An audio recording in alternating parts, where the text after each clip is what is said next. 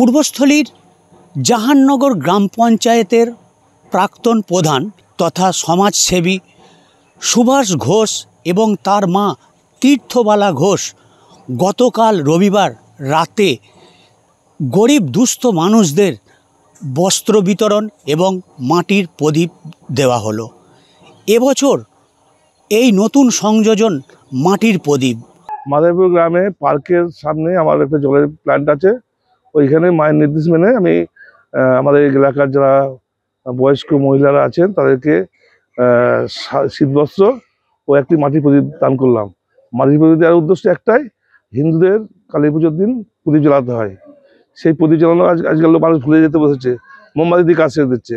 মোমবাতি আমাদের ধর্মে নেওয়া, আমাদের ধর্মে প্রদীপটাই পরম্পরা, সেই হিসেবে সবাইকে প্রদীপ দিলাম। কালী পুজোর দিনে তাদের আরও 100 জনকে এরকম দেওয়া হবে বলে জানান সুভাষবাবু।